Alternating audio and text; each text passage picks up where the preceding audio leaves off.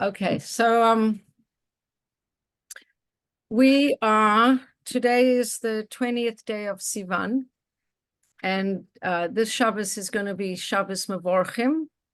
We're going to bless the month of Tammuz, which is a tough month, up and coming. I've spoken about the months in general many, many times. And we've spoken about how the months are divided up between Yaakov and Esav.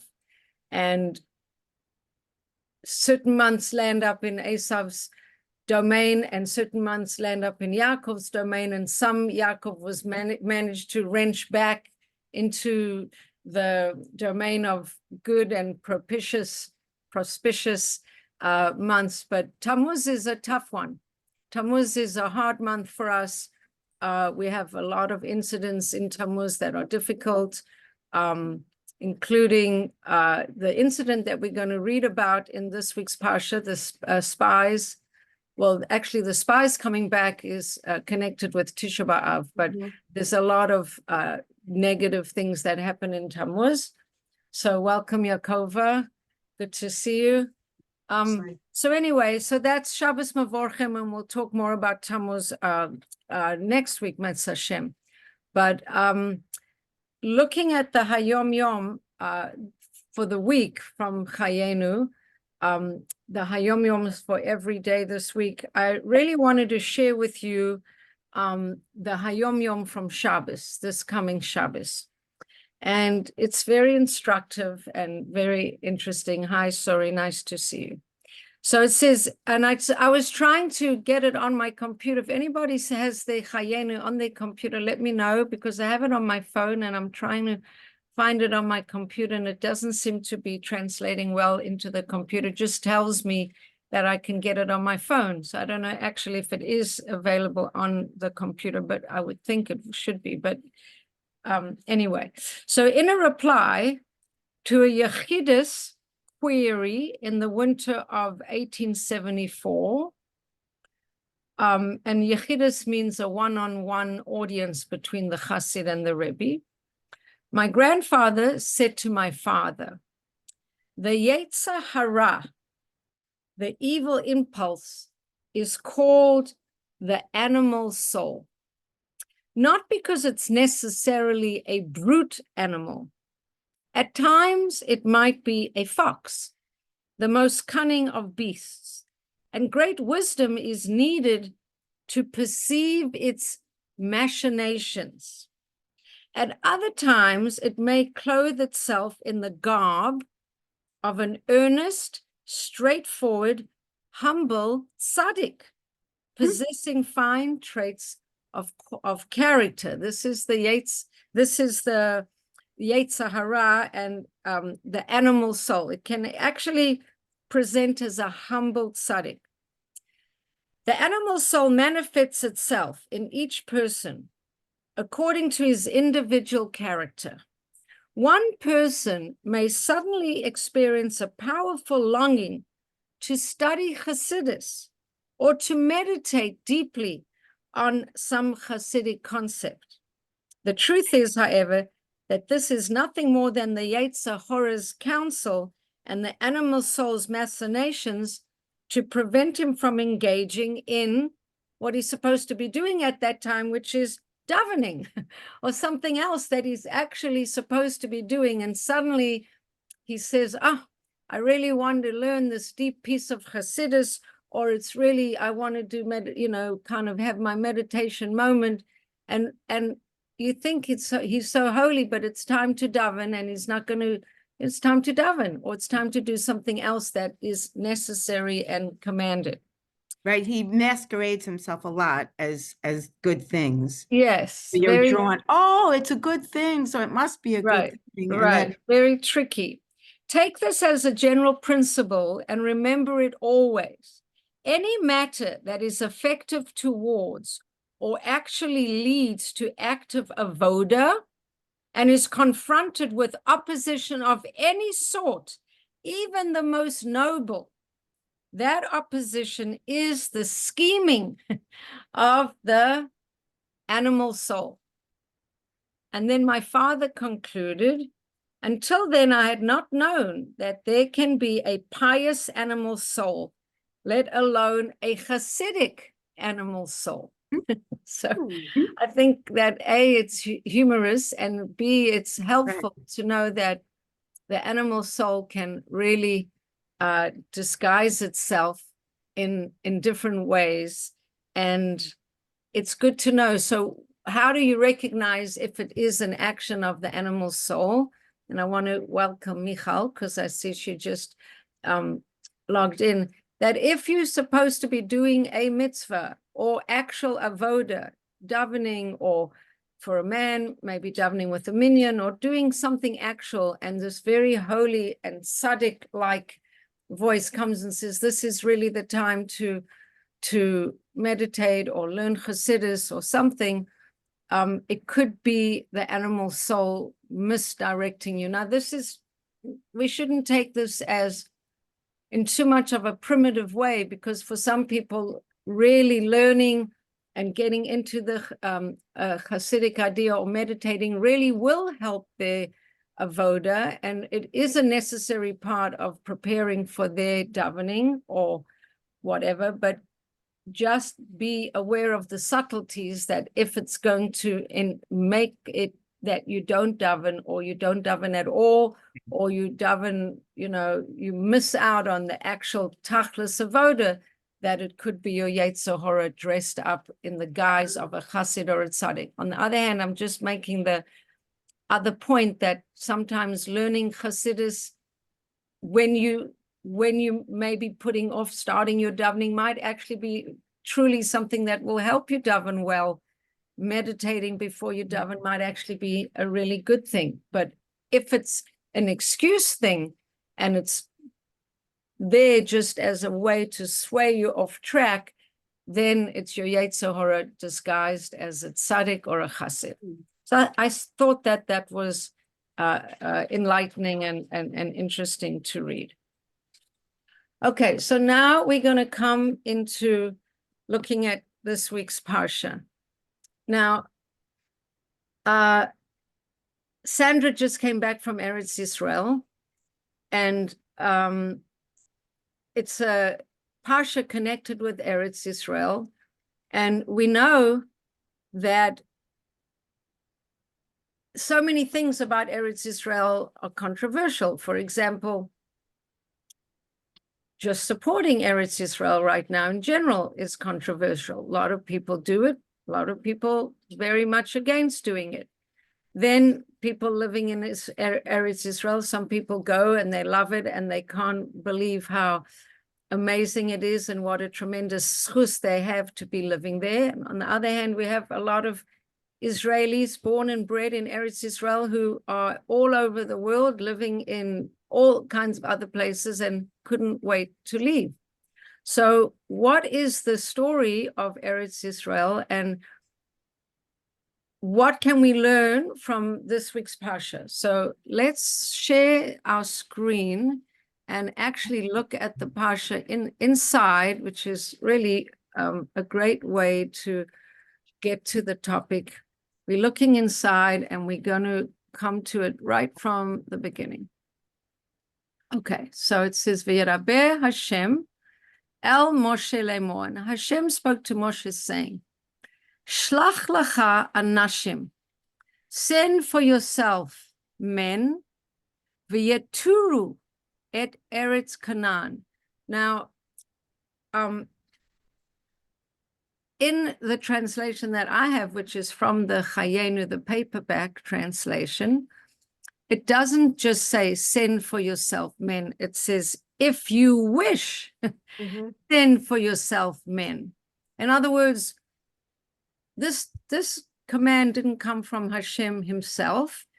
It came because the people requested it, and Moshe asked Hashem, is it okay if they do it? And so Hashem said, it's okay. If you wish, then. So just, that's not in this English translation. Shlach lacha anashim, send for yourself men, v'yaturu. Now, this word is important. We're going to come back to this word. V'yaturu is to look at, observe, notice. doesn't say spy, it says observe, look, and notice. Et Eretz Canaan, the land of Canaan, Asher ani nosein livnei Yisrael, that I'm going to give to the Bnei Israel, ish echad lamateh, each man one from his father's tribe, avotav, v'tishlachu kol nasi behim, and you should send each nasi from each tribe. Each one shall be a chief in their midst. So they sent out very righteous, very holy, very special people. So first of all, Rashi has a question right away. And he says, why is this section dealing with the spies right next to what came before with Miriam? And Rashi answers right away, because she was punished over matters of slander for speaking against her brother, and these wicked people witnessed it and did not learn their lesson. So she dibara ba'achia. Right. Let me see. Lifnei shelakachta al iske diba. That's what I wanted to look. So Rashi says, because she was punished al iske diba, of matters of, actually iske diba is not matters of slander, it's matters of speech. So Rashi wants us to know, first of all, he's asking, why is this question? So let's just talk, before we come to the Rashis, let's just maybe, okay, just for people who don't know, okay, well, we'll go pasuk by pasuk. So Rashi's going to bring us the story, and he says the story is coming because something happened with Miriam in the previous Pasha. And why is this coming right after? So you could say it's coming right after because it happened right after. Chronologically, Miriam had that issue where she talked to her, she heard about her sister-in-law who was married to Moshe, Tzipporah, and how Moshe wasn't staying intimate and close with Tzipporah. Actually, he had kind of separated from Tzipporah, and they weren't living together as man and wife. In last week's Parsha, I don't know if you remember, but Moshe was very upset, and he said, I can't manage with these people, can't handle it, it's too much for me. And Hashem said, I'm going to take some of your spirit and I'm going to spread it on 70 elders. They're all going to get a piece of your prophetic spirit, and they're going to be there to help you, and your spirit is going to be laid on them as well. And Miriam kind of mumbled and said, hi, Linda. Miriam kind of mumbled and said, oi, I feel sorry for their wives, because you become a prophet and it's the end of your marriage. How do I know? Because I've been speaking to my sister-in-law, and she was with Moshe, and now he's, so busy talking to God all the time, and their marriage has gone to the dogs, whatever she had to say. Hashem didn't like this at all. One of the reasons he didn't like it is that Tzipporah talked about something sensitive, not to Moshe directly, not going up to Moshe and saying, I feel badly for your wife. Is there anything we can do? Or maybe you should, take her out for tea when you're not busy, something like that. She spoke about Moshe's business to other people. So right away, Rashi's telling us that there's something about the speaking, not just what they said, but how they said and to who they said, that is going to remind us about Miriam speaking about her brother's private life and his intimate life to people that it didn't concern.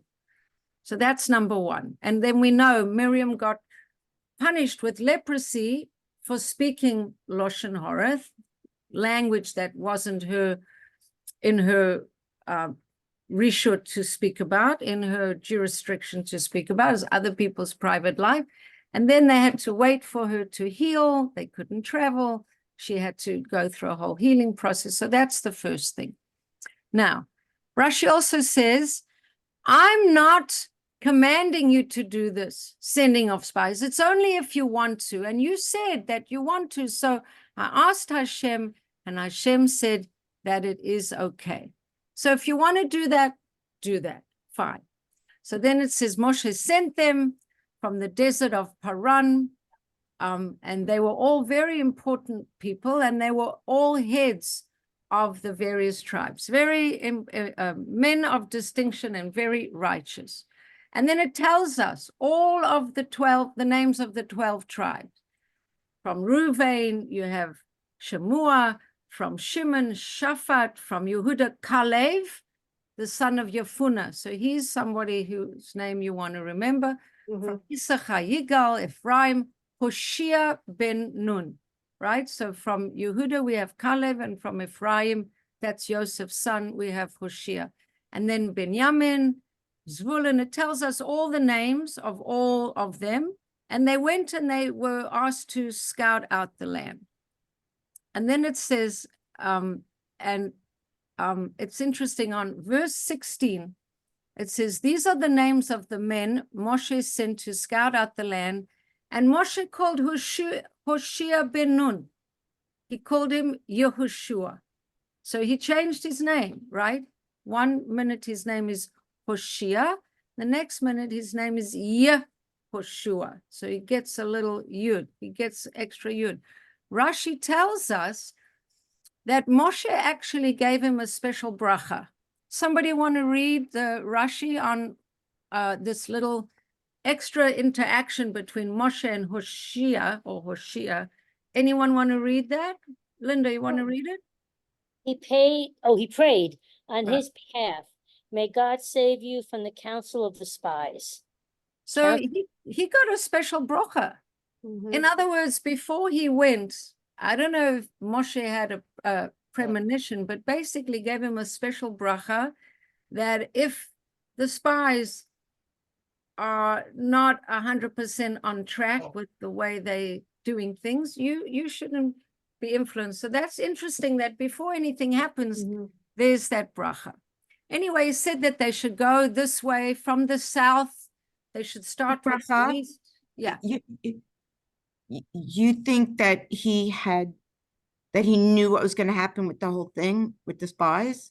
Because that's why I don't think so, but this Rashi is very interesting. Right. It sort of sounds like it does, doesn't it? And Yehoshua, I think, was one of the ones that didn't get in trouble. Exactly. His right. idiots because of the bracha he got. Very possibly. And we're going to see how the other one got strength not to be waylaid. So let's look. So he sends them and he says, start in the south, because also if you're going to a market and you're going to deal with merchants, or if you're a merchant yourself, when you're dealing with customers, you start with the less fancy goods and then you go more expensive, more expensive, more expensive. So come into the land in the most modest area of the land, and then as you travel, you're going to come to more and more fertile areas of the land. And then see what kind of land it is. Uritem et haaretz mahi veta'am hayeshev aleha hachazakhu. Look and see if the people there are chazak. Are they strong? Are they weak? And are they few? Hama'atu im rav. Are there many people in this land, or are they few? You know, what kind of population? And Rashi tells us a very interesting thing. If they're strong, they're going to live in cities without walls. They're going to live in cities that don't have walls. If they're weak, such an interesting insight. If they're weak, they're going to be very nervous, and they're going to have lots of walls around their cities. Like in South Africa, all the properties have barbed wire and gates and electric fences because they feel insecure. In Muncie, people have their houses. They don't really have all their homes, you know, boarded and electric fences and buzz to come in. In South Africa, you can't go visit any single person unless you ring the bell and you get buzzed in the gate. Really? Some people have guards outside their houses. It's very intense. So- Is it because of, Crime. It's because of crime. well, I figured it's because of crime, but is it, It's not safe. It's not safe. So people are worried that is it one specific population that are the dangerous ones? you're trying to ask a question and not sound racist. Is Yeah. that what's happening? Well, Yeah, it's yeah, sort of like, kind of, it's like but- living in Harlem. Yeah, the country Yeah, has it's pretty much what it is. the country has lost a lot of its police force and it's gone a little chaotic. So in answer to your question, generally, yes. Okay, now, Thank you for sharing and that. what of the land that they inhabit? Is it good or bad? And the cities, are they living walled or not? Okay, and is the soil fat or lean? Now listen to this. Umaha aretz hishmena, he is the land fat? Is it rich? Is the soil rich? And then here's a very interesting pasuk. And we're going to come back to this pasuk. Im razah hayesh ba eitz. Is there in this place a tree? Is there a tree? Are there trees in it? But another way of asking, Rashi says, literally, does it have a tree? Im raza hayesh ba eitz, not eitzim. Does it have a tree in it? What does it mean? Does it have a tree in it? Of course it has trees in it. What could it mean? Does it have a tree in it? Is it a desert? What? Is it a desert? Well, is it a desert? On the one hand, does it have trees in it? But it already asks us, is the soil rich? So Rashi has a question about, does it have trees? Does somebody want to read the Rashi's answer? Does it have trees? Because it's very Sure. interesting. Okay, let's see. Does it have trees? Does it have a worthy man who will protect them with his merit? So the tree, you have to be Rashi to get this. The tree, when Moshe is asking them, does it have an eitz? He's not saying literally a tree. He's saying, is there a really righteous person who's going to protect them? And we're also going to come back to that pasuk and look at it from a deeper perspective. Okay. And then it says, you shall be courageous and take the fruit of the land. And the pasuk says it's the time when the grapes begin to ripen. Okay. So now that's it. Let's move on. So they went up and explored the land from the desert of Zin until Rehov, and they went up in the south and came to Hebron. And there were these giants, Achiman, Sheshai, Talmai, the descendants of giants. And it says Hebron had been built 7 years before, Zoan of Egypt. Okay. They came to the valley of Eshcol, and they cut a branch with a cluster of grapes. And this is the famous illustration that you had, like two men carrying a big cluster of grapes. They had to have two men with big, like, staves to carry one bunch of grapes because the grapes were so huge. And it also, they took pomegranates and figs. And they called the place the Valley of Eshcol because they took the grapes from there, and they came back from scouting the land at the end of 40 days. So Rashi says an interesting thing about the 40 days. He says, he says, really, it should have taken them much longer to travel through the land, but Hashem had a feeling that something's going to go wrong with this, and he knew that for every day that they were traveling through the land, they were going to be punished with another year in the desert. So out of his compassion, he wanted their trip to speed up so that they should have 40 years corresponding to the 40 days that they were touring. And now, I'm just thinking off the top of, if you would know that the fruit is so wonderful, then you would think that it's a positive thing. So,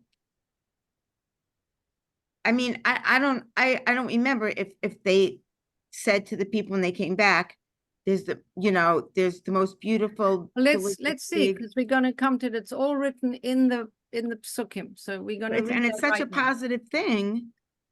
I'm Oh, nervous to hear what's going to happen. It's not such good news. So. Yeah, it's like when I'm watching something on my computer and it's a bit scary. As soon as it gets to the scary part, I always pause and I feel like I have to take a walk or go to the bathroom or something, because I know it's going to be scary and I kind of can't deal with it. So Right. okay, so this is what's going to happen next is a very sad moment in our history.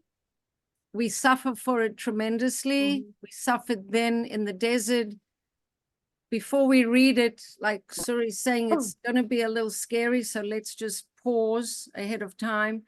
We know that these were great men. We know they were leaders of their tribes. We know, because we've been from for more than a few weeks, that it wasn't such a good result what happened. But how did this happen? What happened? So let's look inside. So they came to Moshe and Aaron and all the congregation of Bnei Israel in the desert, and they brought them back a report to Aaron and Moshe and to the whole Bnei Israel. Now, remember what we said about Miriam, that one of the things that was wrong with Miriam's speech, does anybody remember? It wasn't just that she had a complaint. Does anybody remember what was wrong with what Miriam did when she was a little upset about Moshe's relationship with his wife? Anybody remember? We just said it at the beginning of She told her brother, she told Aaron. Right, she was talking to other people. She was talking to people who had no business in Moshe's private life. It's not like she called a meeting and said, Moshe, let's have a little tea, you, me, and Sipporah, and we'll just talk about your relationship. She talked about it to Aaron and to people who it didn't concern. So this is one of the accusations against the spies. Well, they weren't really, they were people who were looking at the land. We call them spies, but if you remember, they were not commanded to spy. They were commanded to look and to observe.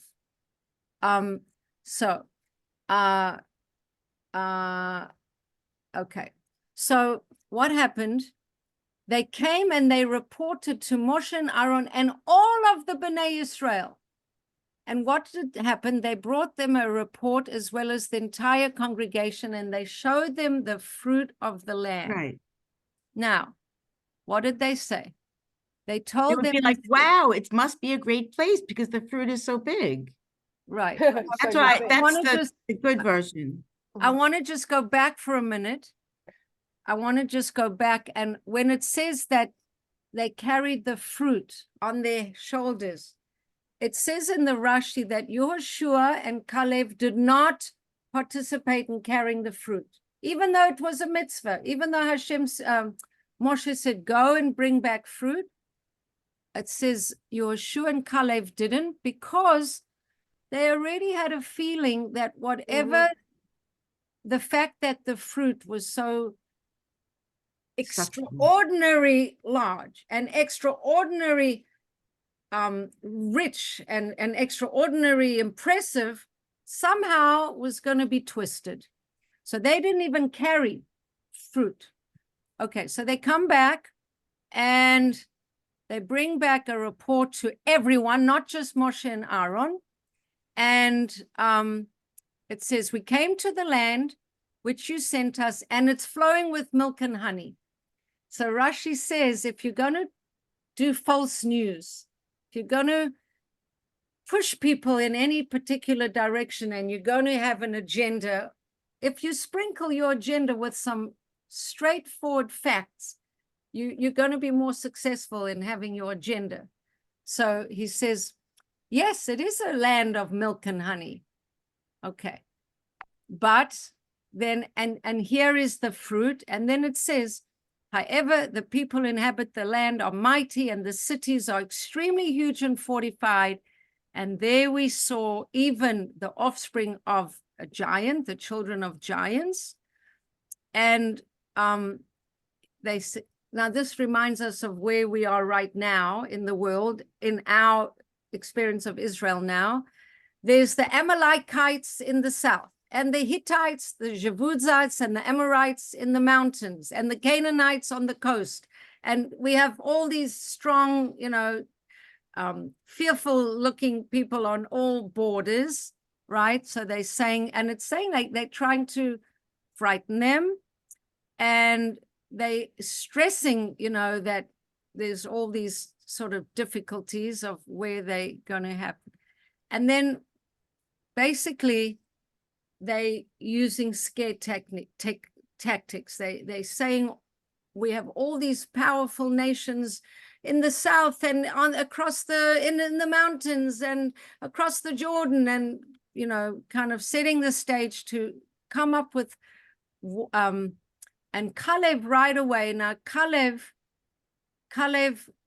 we didn't speak about it, but Yoshua got the blessing from Caleb that he wouldn't be badly influenced.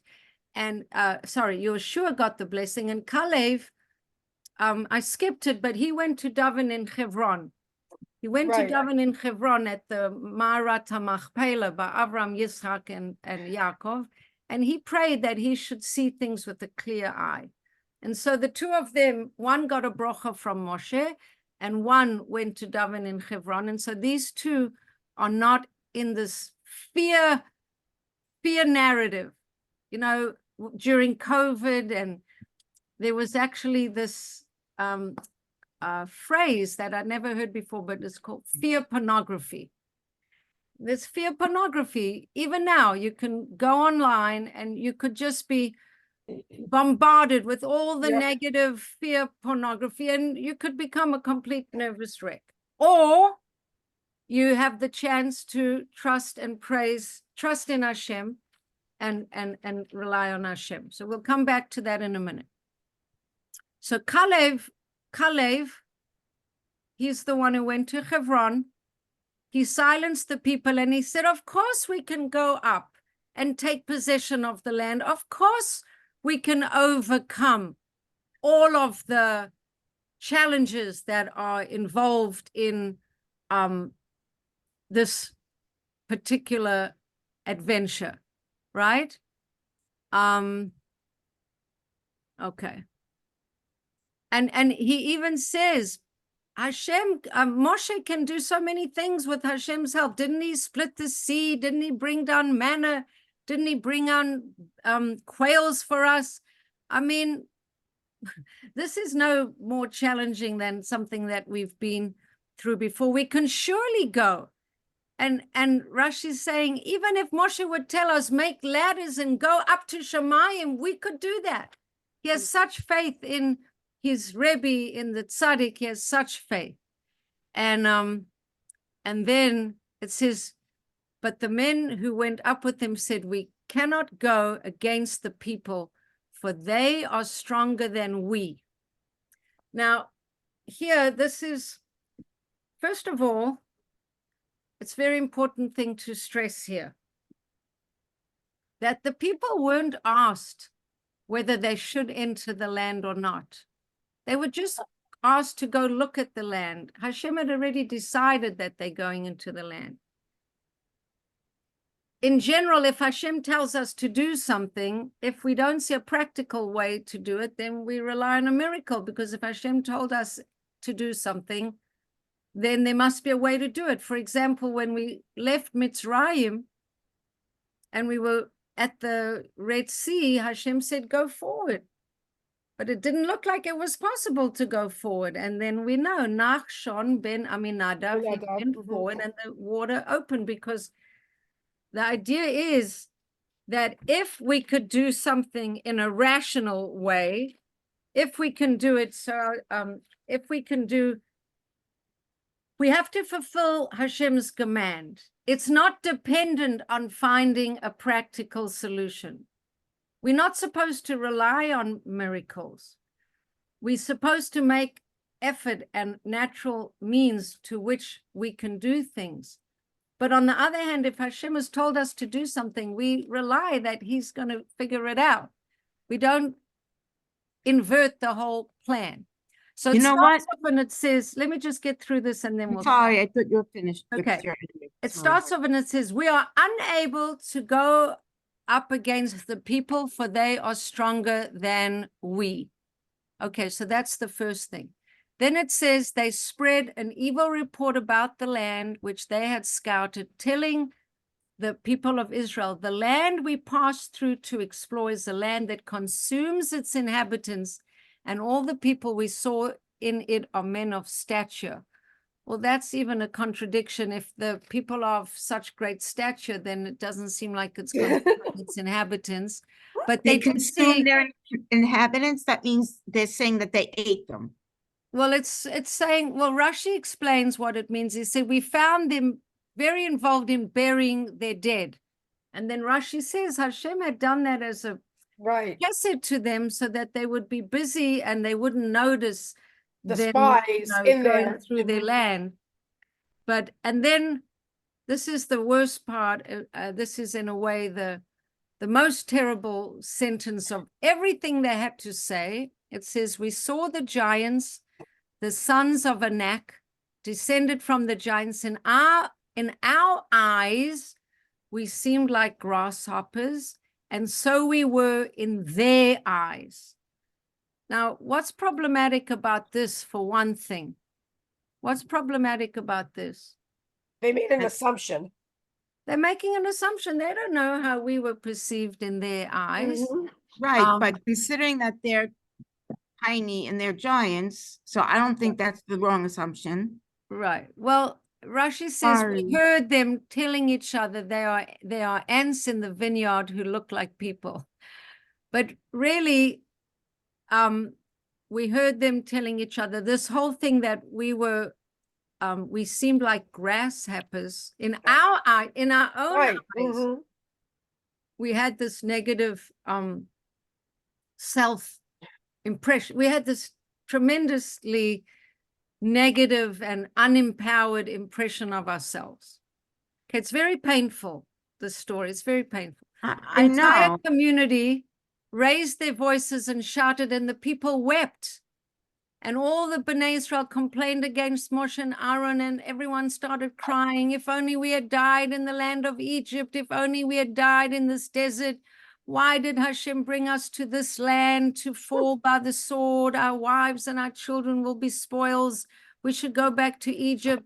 Let us go back to Egypt. And it's really like a terrible thing. There they were on the verge of entering into the land. And because of the spies' way of reporting, everyone's in this panic and fear and whatever. And Yoshua ben Nun and Kalev were among those who scouted the land. They tore their clothes and they said, the land that we passed through. Let's see. Lemor. Haaretz asher avarnu ba latur ota tova haaretz ma'od ma'od. They said the land is very, very good. It's very, very good. Let's see And here. see these grapes that we brought back. So we have visual aids. I'm sorry. So this is very sad. What happens next? We'll know. just read Mhm. another few psukim and then we'll go into some commentary. If Hashem wants us, he will bring us to this land and give it to us, a land flowing with milk and honey. This is the voice of faith and belief and inspiration and the attitude of optimism, right? Hashem will bring us and he'll bring us and he'll protect us. But you shall not rebel against the Lord. You will not fear the people of that land, for they are as our bread. Their protection is removed from them. The protection is removed from them. They're righteous. The people that are the tzaddikim, they don't even have tzaddikim anymore who are going to stand up and give them spiritual protection. The Lord is with us. Do not fear them. And this is the worst part. Somebody should read this Pasuk 10. Read it in English. Uh-oh. Read it in English. It's really intense. Mhm. I can read it. Oh, Michal. Wow, it's very small. Hold on. Can you tell me what it starts with? The 10, entire okay. congregation. The Pasuk entire 10. congregation threatened to pelt them with stones, but the glory of the Lord appeared in the tent of meeting to all the children of Israel. Because they had a different narrative. Isn't this absolutely unbelievable? Here we are in the Chumash, and you have 12 people who went on this journey. 10 have this Best people fearful, of, right. constricted, consciousness. 2 say we can do it. We will be able to do it. Hashem will support us. They lost their wise person. They lost their righteous person. It's not that the people said, look, you outnumbered. Look, we don't like your opinion. They threatened to stone them.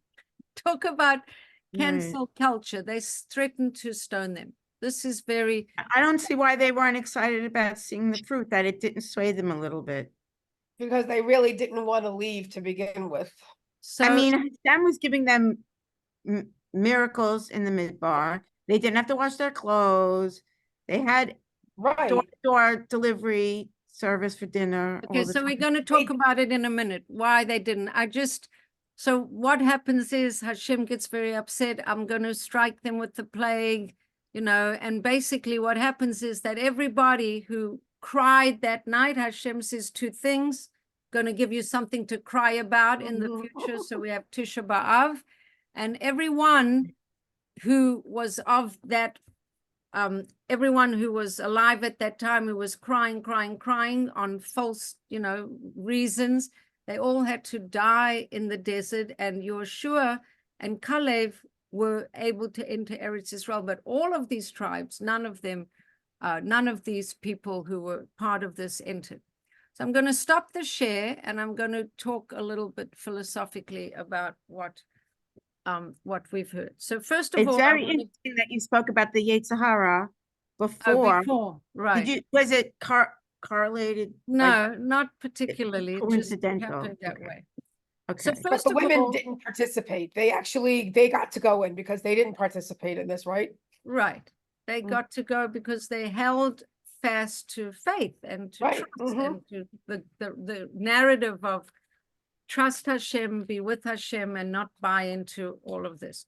So I want to give you 2 perspectives as a commentary on what happened and what went wrong and why it went wrong. So the one perspective, I listened to a shir by this woman, Rabbanit Cohen. She's a very interesting woman. I can't remember what her first name is. But I had to go to Lakewood and listen to her driving there and back, and it was very interesting. Her perspective is that the Nasiim, the people who were involved in this tour or trip, basically she speaks about them in a way that they were leaders of the generation. They were leaders of their respective tribes. I'm not sure if I agree 100% with her perspective, but I'm going to share it anyway. And she said, like leaders we have today, like even rabbis we have today, and leaders of our communities that we have today, they spoke to the people, to what they thought the people wanted to hear. And from the perspective that she brought, and she was actually quoting Rabbi Noach Weinberg, Alav Shalom, she said that they had positions of power. But if they would have gone into Eretz Israel, they would have really kept their positions of power. But she said leaders don't like to tell people what the people don't like to hear. And in a way, the people were happy with their status quo. They were happy living in the desert. They were comfortable. Everything that was going on was quite nice. They got automatic dry cleaning. They got, food dropped down from heaven, almost like Amazon deliveries at your front door every day. It's actually amazing that as soon as we realize we need something now, we can just order on Amazon and it literally comes to the door. But they had their food, they had their clothing dry cleaned. They had a very comfortable life. And her point is that the leaders did not want to tell the people, something that they felt the people wouldn't want to hear, which is, we're going to change reality and we're going to go in and fight, and then we're going to enter Eretz Israel, and we're going to have all the challenges of living in a regular world. And she explained that the people don't want to hear that, and they might have been not so popular in their positions, and they could have been voted out of their positions, which, if you think about it in terms of politics today, it's very believable when leaders tell their constituents things they don't want to hear, the constituents vote them out. So that's why one of the prophecies of Mashiach is that the leaders are the leaders of the generations. I think the expression is something like they like dogs. What does it mean? That they turn a dog, a person walking a dog, the idea is that instead of telling their constituents what is good for them and what they need, they take all their cues from the constituents. That's why there are all these polls. What do people want? They want this, they want that. So the leaders start saying, this is what we represent, this is what we stand for. So it says the leaders are like the face of a dog turning back to its master as it's running ahead. The leaders are running ahead of the people, but they're turning back. What do the people want of me? What do the people want of me? What do the people want of me?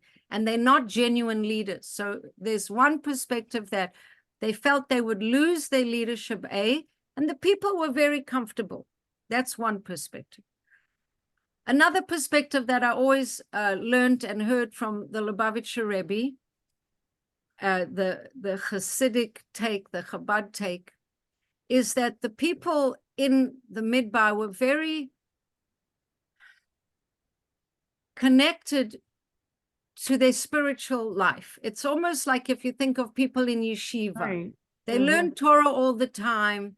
Right. They having a very spiritual experience. They don't have to take care of panos, of making a living, and they don't really want to go out into the world, get a job, take care of their material needs. They like to stay in that place where they, in a very kind of otherworldly reality, and the reality of the world is a little terrifying. And in the best possible way, you can say that they were they just wanted, continue that beautiful connection with Hashem, let's say. And then they were fearful of going into the desert. It's understandable. Not going into Eretz the desert, Israel. going into Eretz Israel, right? It's understandable, sure. Right, it's understandable. That So means- there's a new book out, and it's by Rabbi Dov Pinson, and it's I bought it for Shavuos. It's not coming out, it's all blurry. Oh, there it is. It's called Awakenings. Awakenings. I don't know, it's not coming out clearly. Maybe the message is that no advertising on Yeah. Just It's kidding, called I'm kidding. it's called Awakenings.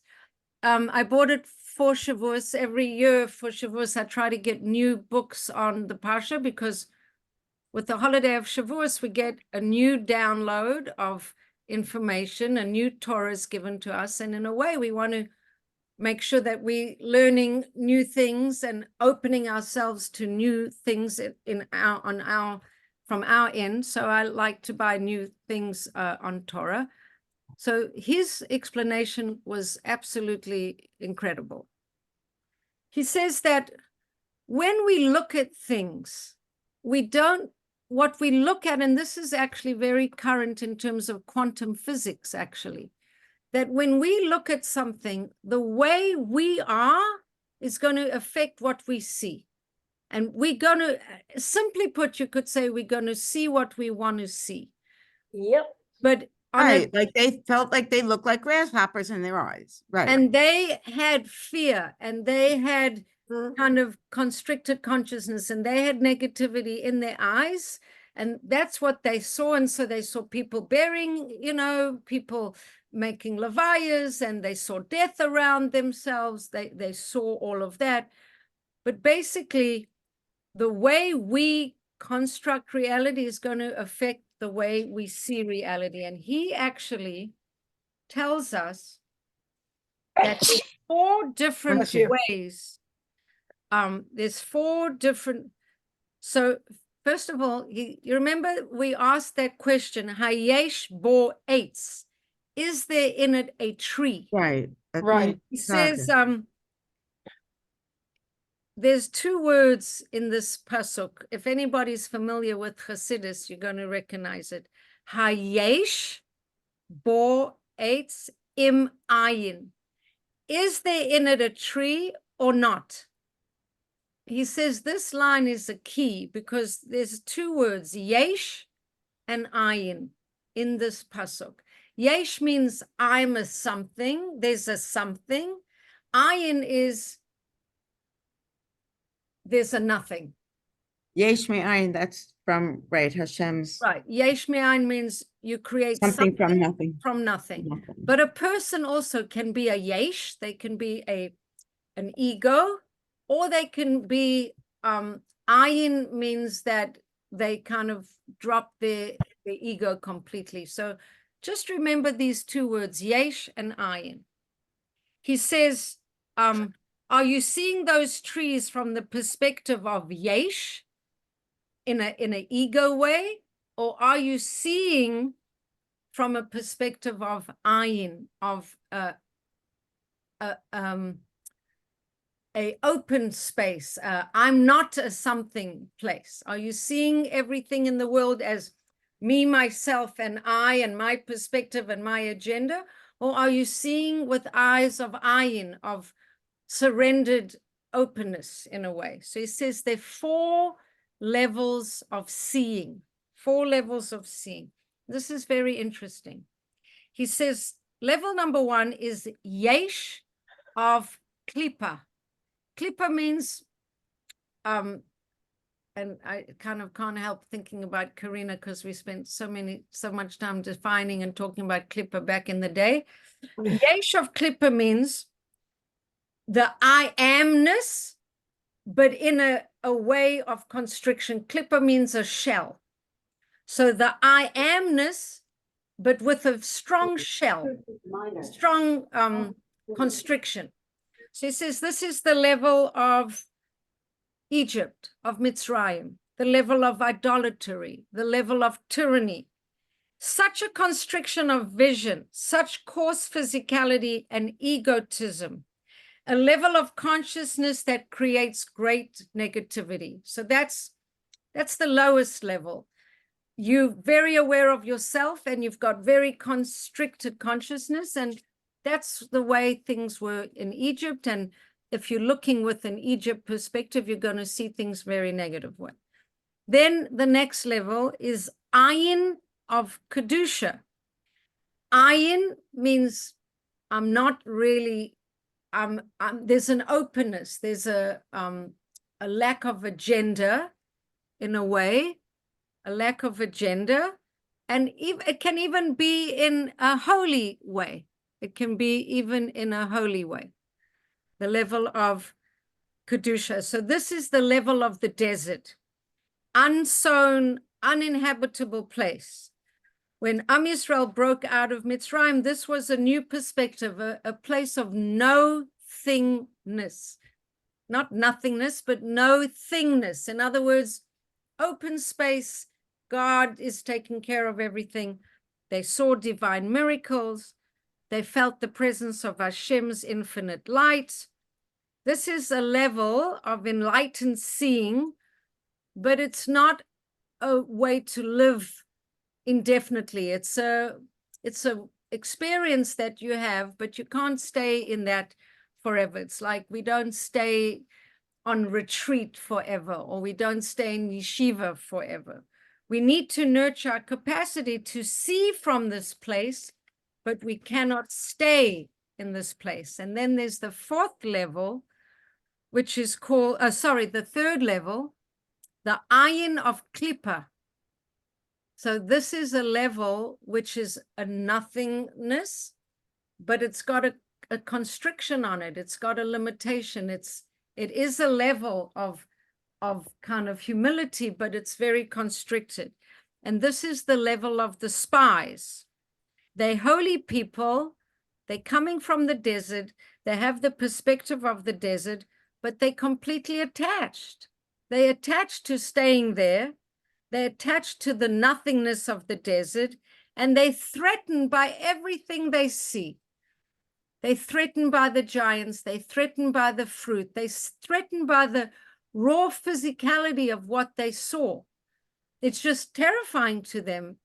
And they saw death wherever they went. So it's, in a way, it's kind of who am I to feel like Hashem's going to take care of me? Who am I to feel like we can be supported in going there? It's an ayin, but it's a klippadik ayin. And then there's the final level, which is the yesh emeti. It's the true way of seeing. It's, I have a self, I have a viewpoint, but I'm humble and I'm strong at the same time. This is always how we come down back to the level of David HaMelech. He's the king, he's empowered, but he's tremendously humble. He's the humble king. That's the quality of Malchut. True existence. I see things for what they are. The perspective of Yehoshua and Kalev, who saw Eretz Israel for what it truly is. And what is Eretz Israel? And this is a beautiful thing. And Sandra was just there, and Linda's going soon to be there. What is Eretz Israel? It's a meeting of physicality and spirituality. It's a meeting of heaven and earth. It's a meeting of transcendent people, of belief and faith and miracles. And at the same time, it's a land of fields and planting and produce and orchards and strawberries and grapefruits and everything. It's a unification of transcendence and physicality. And this is a viewpoint based on who we really are. Who are we? We transcendent. We have a transcendent soul, but we engaged in a material world. Not to quote someone who said she's a material. We have a material world, but a transcendent soul. And we engaged in the material world without being trapped. We can see big, strong giants and big, strong fruit and incredible abundance in the physical world, but we can see the divine aspect in it. We see divinity in it.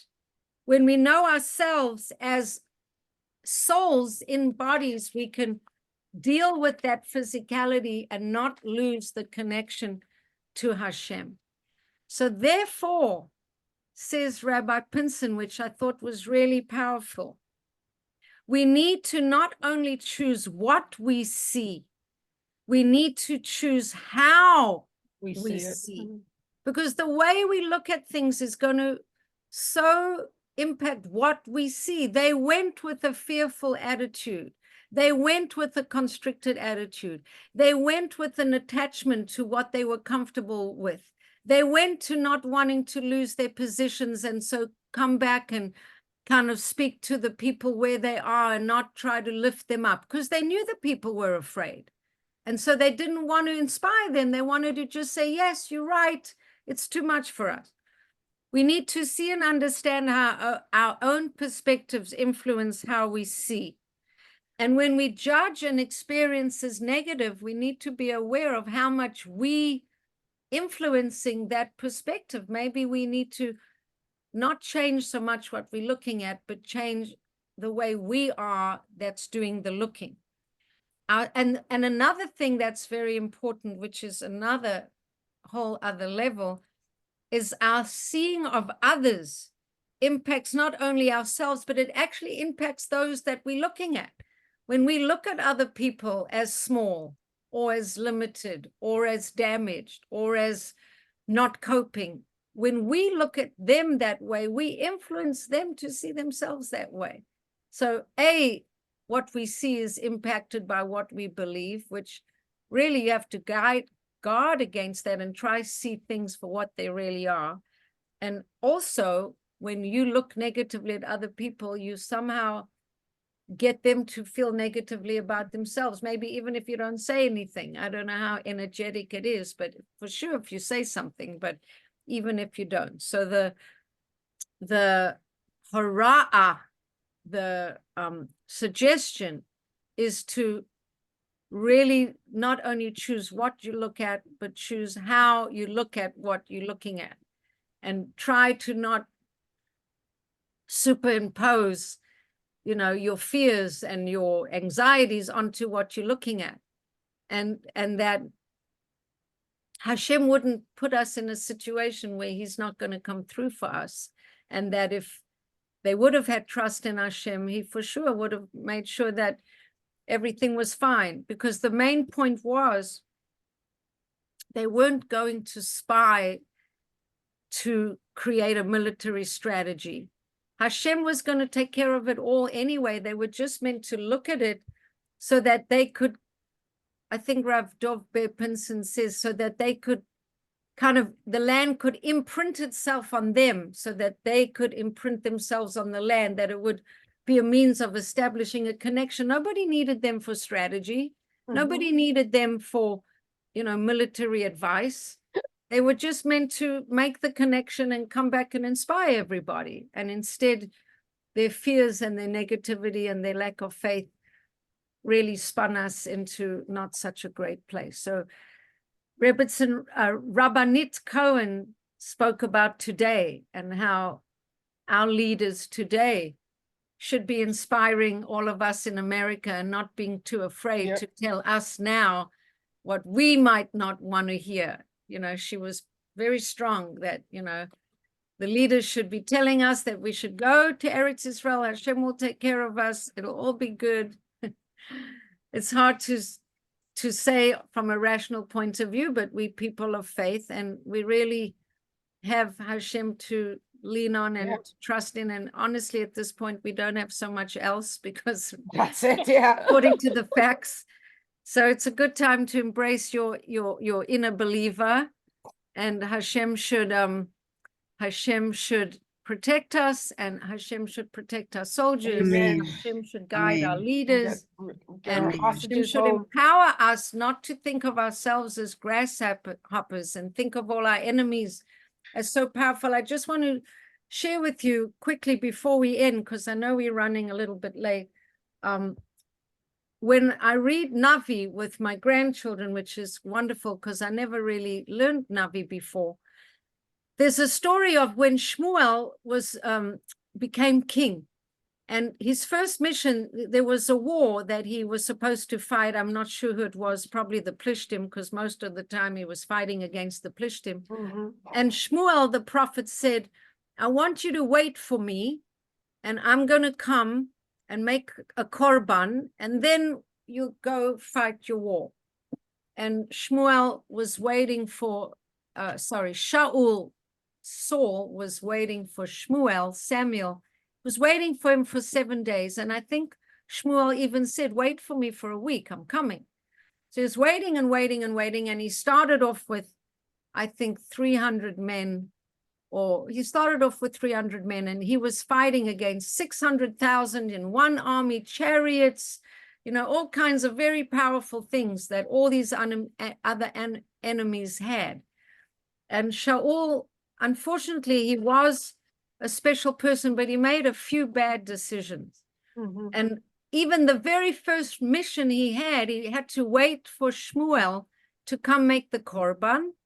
And his soldiers were saying, how long are we going to stand here waiting? We're waiting and waiting. It's almost like the IDF now. We're waiting to hear from Biden, and we're waiting, and we're not entering into the Rafah, and we're waiting and waiting. So the soldiers started disappearing.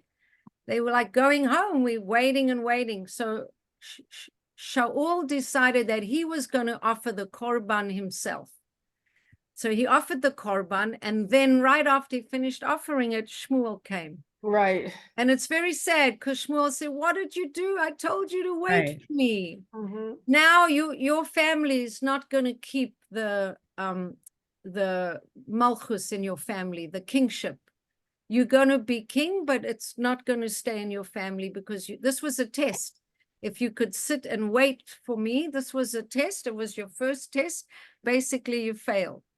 Like we know that Shaul got very depressed. No wonder he got depressed. And he used to have real bouts of sadness. And David HaMelech, before David was a king, he played the harp and he used to come to Shaul and play the harp because he used to come to Shaul because Shaul couldn't sleep. He was depressed. So when I read the story, I'm like, no wonder he was depressed. From his first mission, he was already told that he was a failure or he was failing in one level. But anyway, the point of the story is that a lot of the soldiers left. But by the time Shaul started the fight, Hashem made fire come down from the heavens and all the enemies just ran away. And Shaul won very easily. He had fewer than 300 men and all the enemies had chariots and 600,000 men and this and that. And when you read Navi, Hashem constantly intervening and giving them miraculous redemption, completely miraculous. So Shaul did win. And the way he won is Hashem sent fire down from Shemayim in some miraculous way, and the enemy just ran away. But he had done that mistake of not waiting for the prophet to come and offer the offering. And, you know, he had other things in his career where he was successful, but then we know he also didn't follow instructions when he fought against Amalek. He was supposed to make sure that not a single animal or a single person survived, and he kept some animals because he wanted to offer korbanot, and he kept the king alive, and the king from whom we know the descendants Amalek came.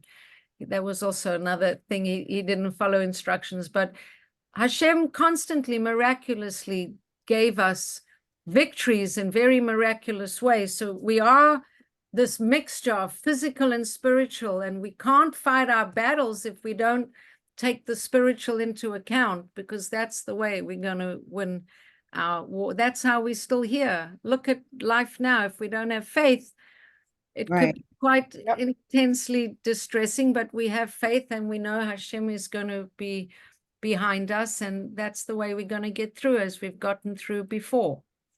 So I want to bless everybody with the week of faith and strength and optimism, and watch how you look at things, because the way you look at things is going to influence what you see. I don't think it's secure, Thank you very much.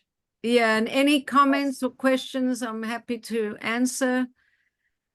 Who was the author of the book? Say again? Of the Awakening? I'm sorry, who's the author of the book? Oh, the author Awakening? of the book is Dov Ber Pinson, Pinson, Rav Dov Ber, Dovber, Dov Ber Pinson. The name of the book is Awakenings. And I think it's great. interesting. I'm Thank you. excited to read the upcoming Parshiot.